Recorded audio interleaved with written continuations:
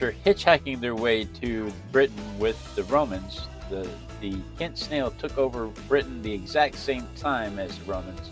So we'll talk about that and more fun Kent snail facts as we sketch this little slow mover. Let's just turn the page and get started. Good morning, good morning, good morning. It is 5:30 in the morning on a, goodness, is it Wednesday morning already? Wow, Wednesday morning.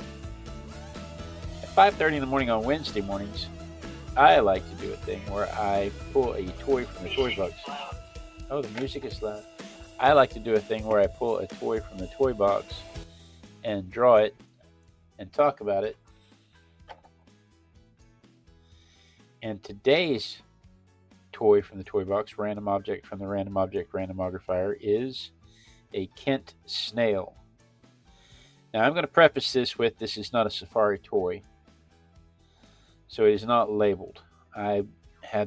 This is very detailed, very lovely toy that is a snail, very realistic, but it may not, the toy may not be a Kent snail. But when I researched the pictures, when I compared it to the pictures, the Kent snail, I found a picture that looked like this and was labeled Kent snail, so that's what I'm running with. So if you know that if you look at it and you say that's not a Kent snail, if you're a mollusk expert and you look at it and you say that's not a Kent snail, that's a blada blada snail, please feel free to comment that and we will adjust that in the review. But we actually do this every morning at 5:30 in the morning. Yeah, ish. Some days it's not quite 5:30 in the morning. But we actually do this every day at 5:30 in the morning. So you may want to set that notification bell so you don't miss any of them. Good morning, Rick. Good morning, Cassandra. Good morning, Pamela. Mom and Dad. Got the chat going on time. That's a good thing.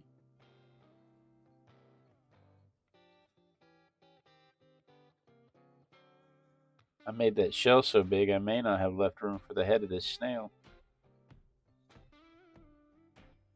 We'll see. I may end up erasing everything I've done so far. But I don't think so. I think it's going to fit exactly the way I expected it to.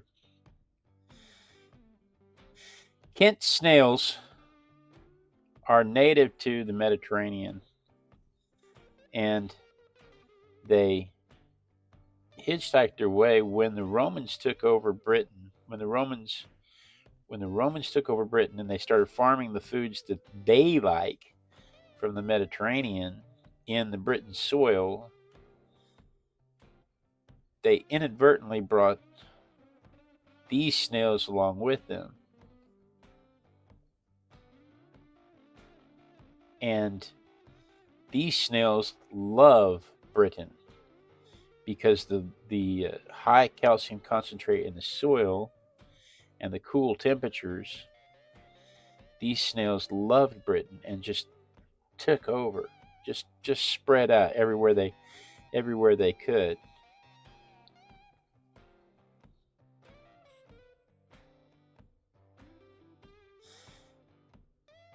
And you don't typically think of snails as invading, but these guys sure enough did. But they had a lot of help because the foods that they were in, turns out, were popular even among the Britons. The plants that they were in were popular among the Britons as well. So they spread pretty rapidly across Europe.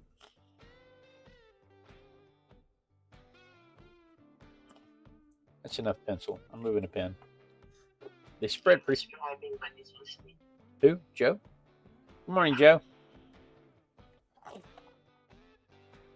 Thank you, sir. I appreciate it. Joe says he's driving, but he wanted to drop a like and listen as he drives.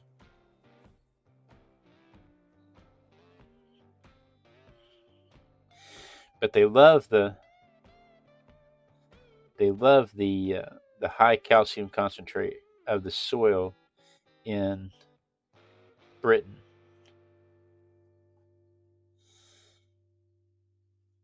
I thought it was interesting that they were named Kent for being found around Kent, even though they are Mediterranean.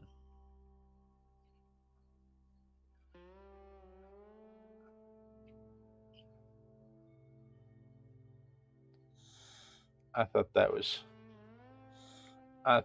pretty interesting. Even and you know, of course, when they found them, when they started naming them, they didn't know they were from the Mediterranean.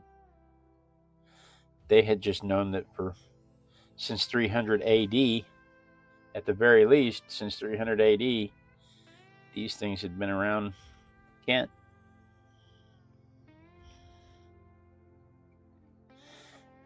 And I think it's more called a Kentish snail.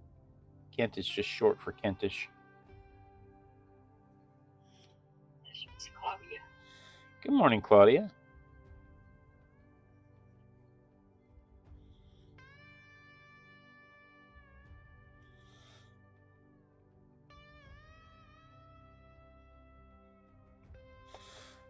Do, do, do, do, do, do, do. Do, do, do.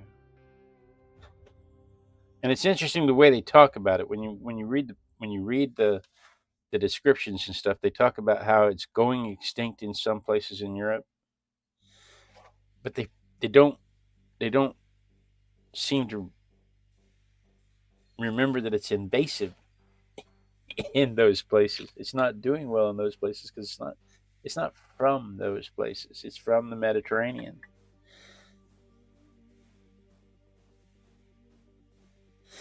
They live in wooded areas all across Britain. They live in the wooded areas, but they don't prefer the wooded areas. They prefer the grasslands. They prefer open areas with sunlight and high calcium concentrates. Grasslands, dunes, sandy dunes. They prefer those areas as long as there's enough moisture to keep them from drying out. They prefer those areas. They're light colored, so they're not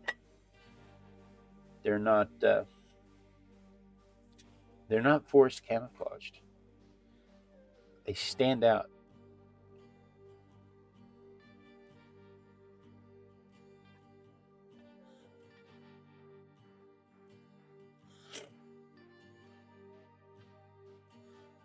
They just saw what in our garden. Didn't know his name was Kent. Didn't talk. His name is probably Steve. They're simultaneous hermaphrodites. Most snails are hermaphrodites. I think all snails are hermaphrodites, but most snails, when they mate, when they mate, they pick one side or the other, and that's what they are for that mating season. Like they fire a lot of snails. We'll talk about this because I have a bunch of snails. They'll fire a mating dart into the other one, and that will change. Whoever receives the mating dart becomes the female.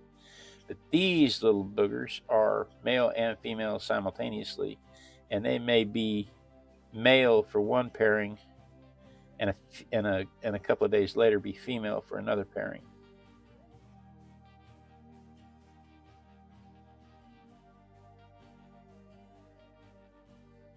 They don't have those kinds of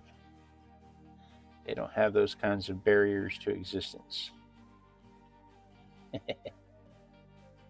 They double their chances on Saturday nights. Let's just put it that way.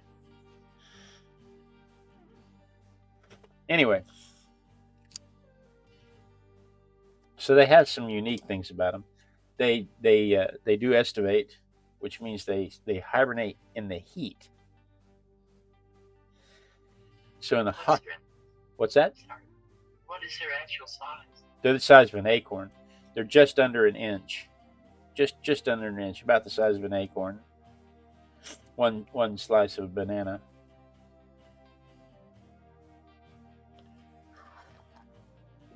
Too small to eat. They're not like the other snails. There were other snails that were brought up by the Romans because the Romans would eat them, and they bred them for eating. And so those snails are also in Europe, also invasive in Europe. But these snails were not brought that way. These snails were brought up. And honestly, I can't tell you what. It doesn't mention. There's not a particular plant that they brought from the Mediterranean that brought these snails up with them. But I couldn't tell you a single plant, unless it would be barley. I can't tell you a single plant they brought with them that would include these things.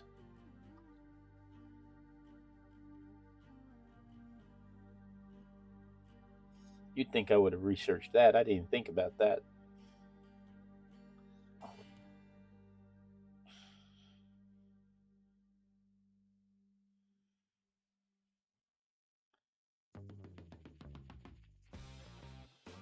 I didn't even think about that. But no, they're only about an inch. They're just under an inch, so about the size of an acorn. Anything but metric.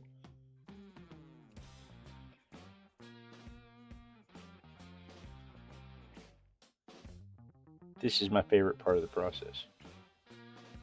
This is the part that gives the whole thing definition.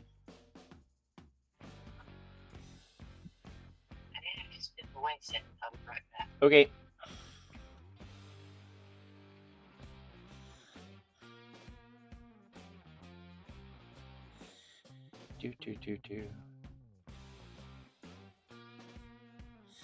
So yeah, they're doing really well in Britain, and they're doing really well in most of the UK, most of Europe, but they're not doing very well in Lower Saxony or Germany or any place like that, and most likely because it's got it doesn't have as much calcium in the soil there. But again, this is an invasive species. This is not something that they evolved in that area, and so the fact that it's not doing well in that area shouldn't shock anybody. It'll get established, and then the season will end, and it won't survive the season.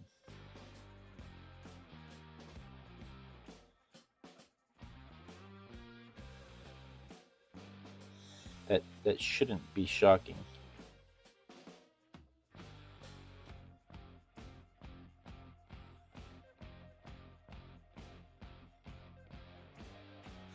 But yeah, Claudia, I'm not surprised that you saw one in your garden because it is established in the Netherlands.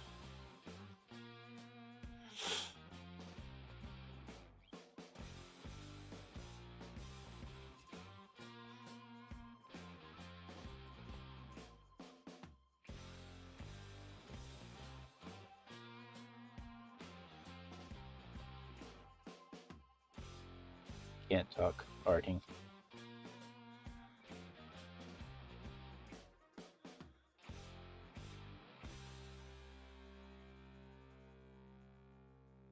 Do do do do. Do do do do do. I just love snails. I love talking about snails. Love drawing snails.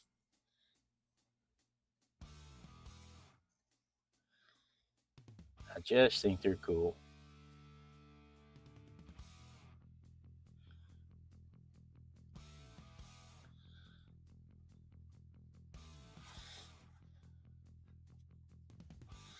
Do do do.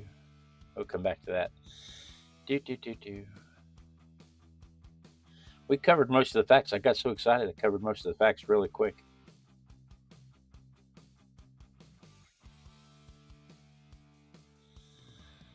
They have hairy shells when they're born, when they hatch. They have tiny little fibers on their shells. But when they become adults, those fibers wear off and become super smooth and shiny. So the whole shell Looks like a polished pebble.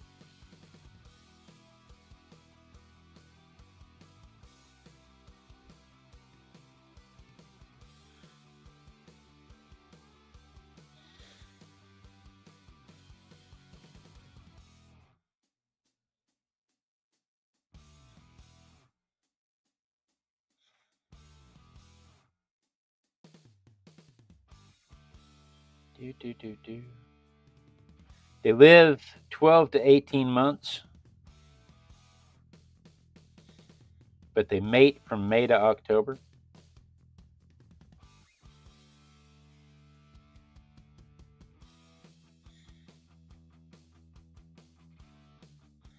And we started talking about estivation.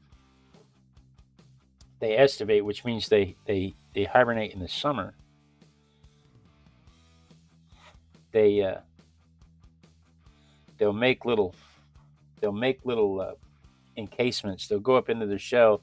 They'll make a little sticky mucus attachment to a stem, and they'll attach themselves to the stem, and then they'll seal their shell up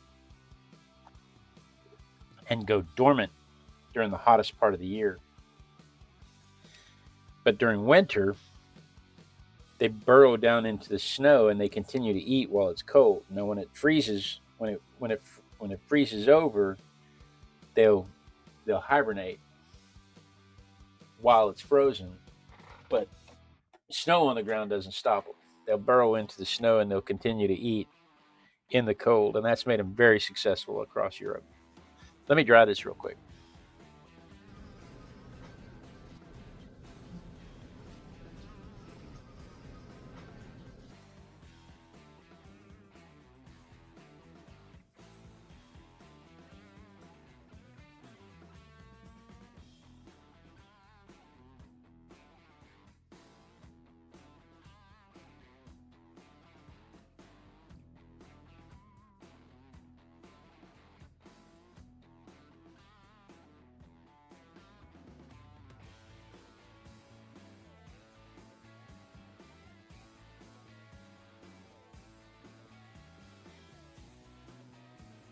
I try to mix it up.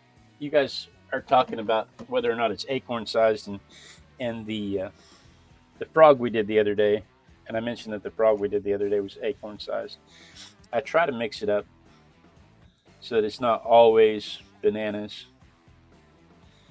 I like to use measurements that people can relate to. Acorns, bananas, ferrets.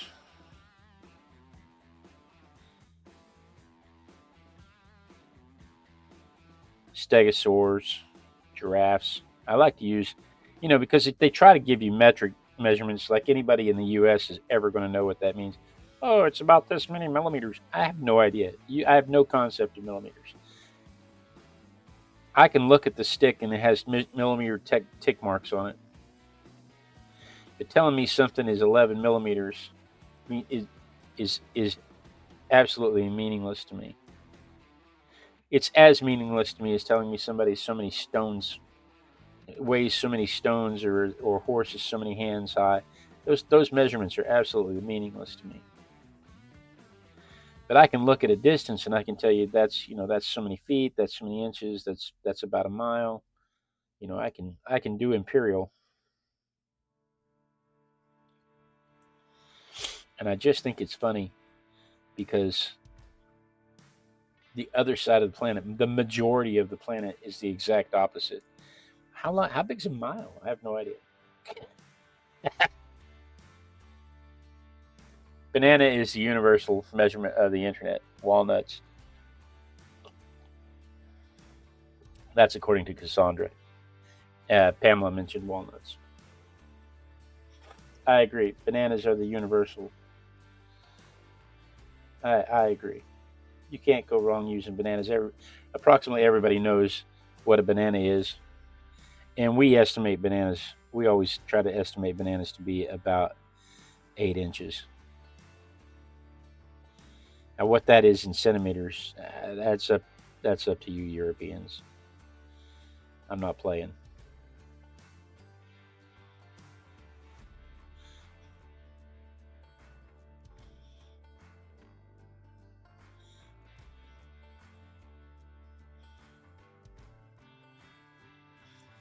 How are we doing on time? Oh, it's already 5:50. We better get a move on.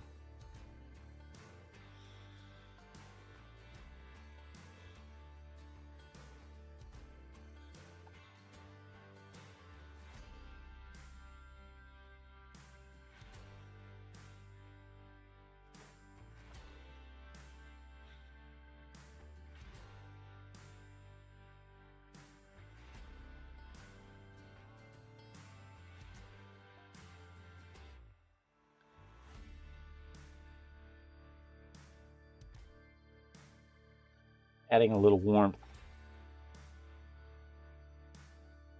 And then I'm going to come back with kind of an ochre gray.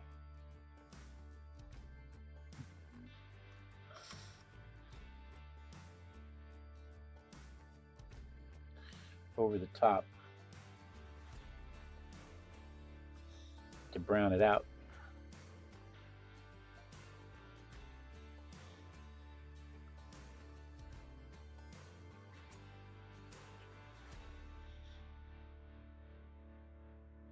Stray hair on my brush. So yeah, we had a frog the other day that was about the size of an acorn. We've also had things the size of a skateboard. We've had things the size of, I try to mix it up, keep it interesting for you guys.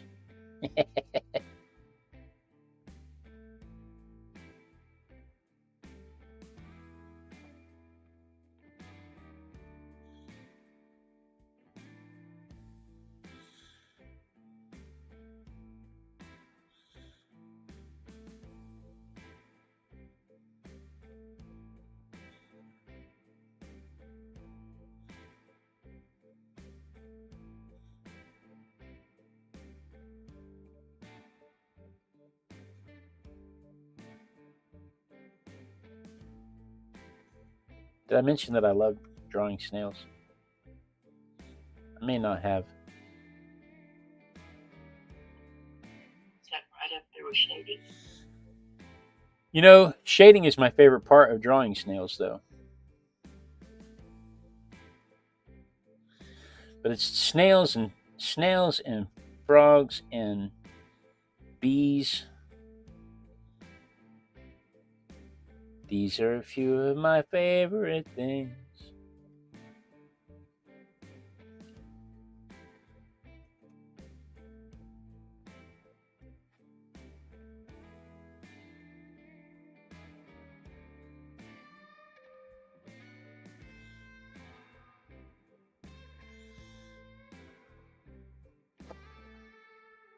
Did a mechanic work, so he knows metric.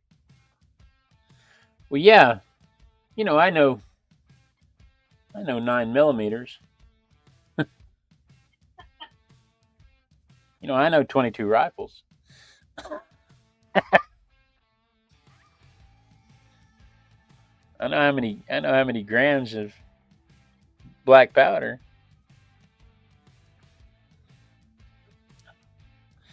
But I couldn't tell you how far away something that's 2 kilometers is. If it's 3 kilometers, that's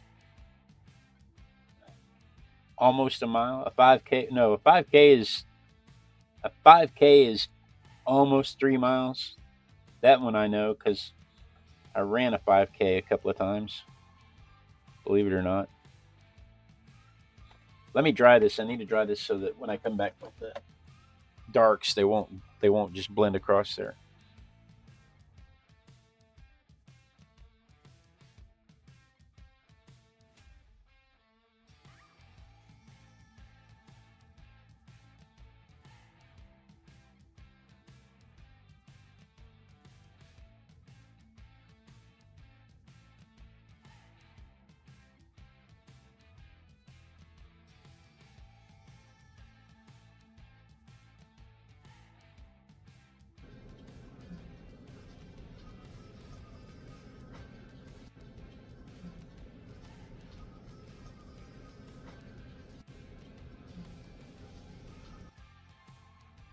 See, and Rick's talking about how 11 millimeters is about a 7/16 socket, and what would trip me up about that, Rick, is that the 7/16 socket is 11 millimeters on the inside, just like it's 7/16 on the inside. It's not 7/16 on the outside.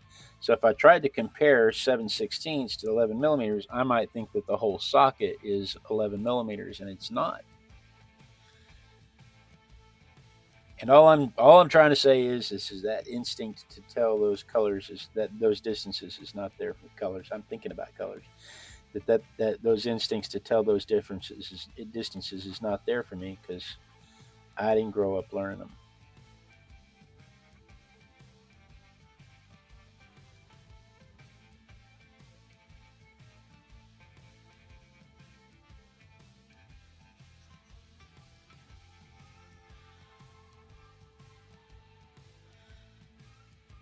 All right, but I need just the only thing I want to make sure is that these eyes, the top stems, tentacles, are light sensitive, and the bottom ones are taste and smell.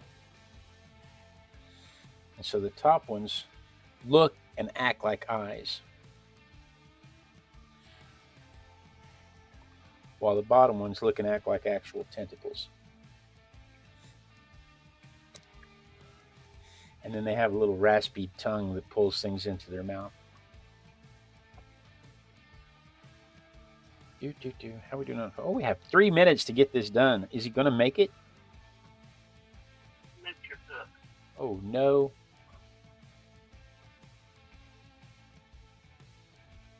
I have to be able to reach the book, though.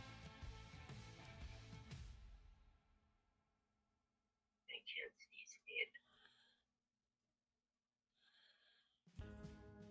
You mean you actually want to see the drawing?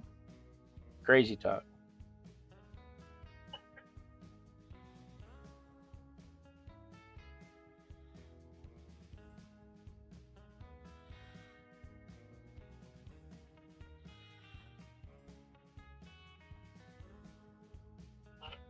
Emma's going to do a background for Snail.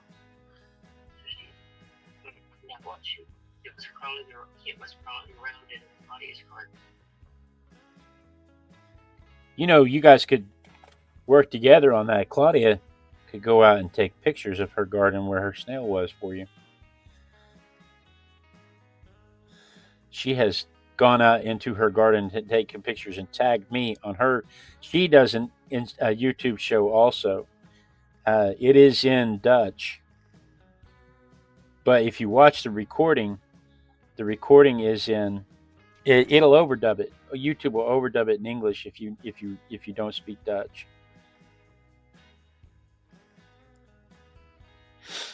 And we have talked about stuff on the show in the past, and she's gone out and recorded it in her garden for me and tagged me in the recording.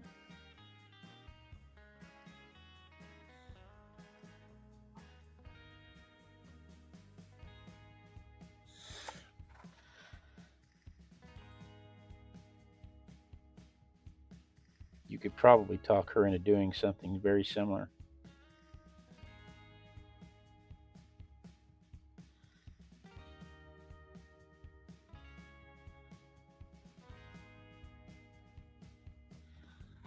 Do.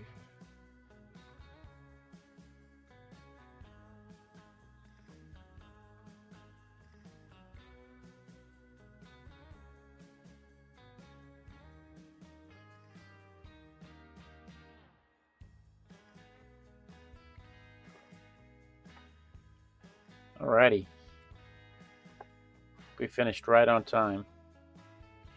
We barely made that window.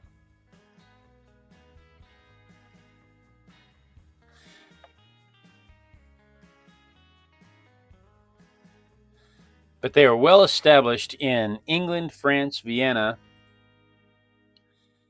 the Czech Republic,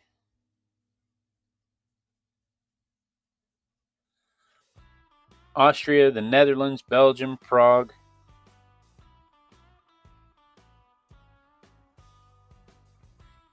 but they're not doing well at all in Germany and other places.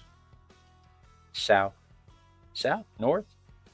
Yeah, Europe is turned. I'm not sure. They call it Lower Saxony. I think it has more to do. They're not doing well because the soil change. The soil composition changes. But anyway, what is today? Today is the 29th of April.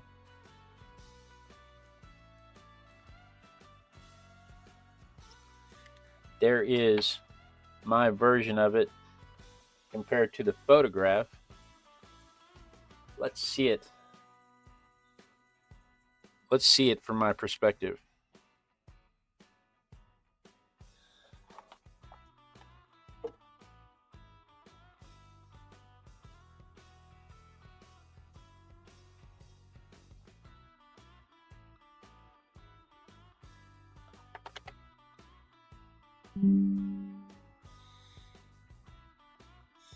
There it is from my perspective. So that's what I did this morning. Tomorrow, what do we have tomorrow? Oh my goodness, whatever could it be? Whatever could it be? I hope it's something I know something about, because I am behind on my research.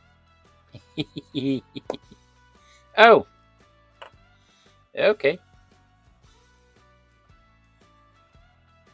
Yeah, it's an orchid. We can talk about how Georgia O'Keeffe painted them. We can talk about their symbolism throughout the arts. We can talk about how people love to garden them and how beautiful they are, the color variations that have been bred into them, and their natural history. So there's lots of things we can talk about orchids. We can talk about how in Spanish they're orquídeas.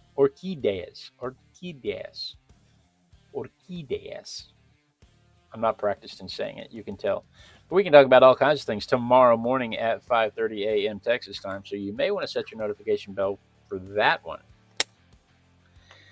But guys, thank you so much for joining me. I do look forward to this every day when I get to art with my besties. It is my favorite part of the day. Pamela, Rick, Claudia, Cassandra. Who else? Did I miss anybody? I may have missed somebody, because I've noticed that my chat is set to top chat and not the live chat. So sometimes the live chatters get missed, and I don't like that. But Mom, Dad, obviously, thank you so much. Thank you so much for your help. I do look forward to this every day. Arting with my besties is the highlight of my day. It holds me accountable to my art practice and is often the only art I get to do. That said, be sure and tune in tomorrow, same Artistic Biker time, same Artistic Biker channel. And then we dance. We dance until somebody says they see me dancing. It makes sure that I won't get cut off mid-sentence, because nobody likes being cut off mid-sentence. It lets you click the clicky thingies this way if you're on the horizontal, this way if you're on the vertical. It gives everybody a chance to say hello and goodbye to each other, ask any questions. Maybe Pamela could ask Claudia for pictures of the garden so she can put that snail in a background. But the most important thing is you don't get cut off mid-sentence.